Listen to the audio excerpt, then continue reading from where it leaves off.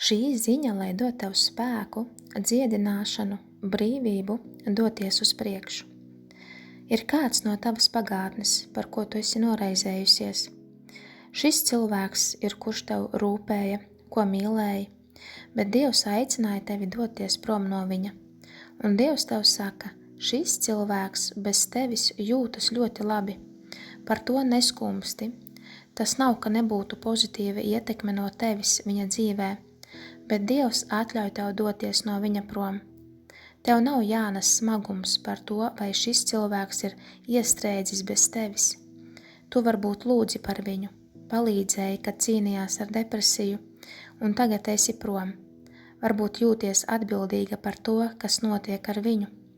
Svētais gars saka, ka viņam viss ir labi bez tevis. Tu atstāji pozitīvu zīmi viņa sirdī un iedvesmoji viņu kļūt labākam. Tagad šis cilvēks saņēmis daudz citu cilvēku palīdzību, un viņam viss ir labi. Un tas ir normāli doties uz priekšu. Pār šo cilvēku bija liela tumsa, un nepārtraukti domājot par cilvēku no pagātnes, tas atnesīs tumsu tev, nemieru, apjukumu, bēdas, skumjas. Šis cilvēks ir prom no tavas dzīves, neaizsniedzams. Tas var beigties ar nevajadzīgu kara darbību, kurā Dievs tevi nav aicinājis, ja tu par to domā.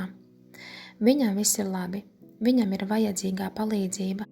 Viņš nedomā par sevis iznīcināšanu. Viņš aktīvi strādā, lai kļūtu labāks. Tev ir atļauja doties tālāk, celt savu dzīvi. Slēdz to nodaļu un apskauj šo jauno sākumu.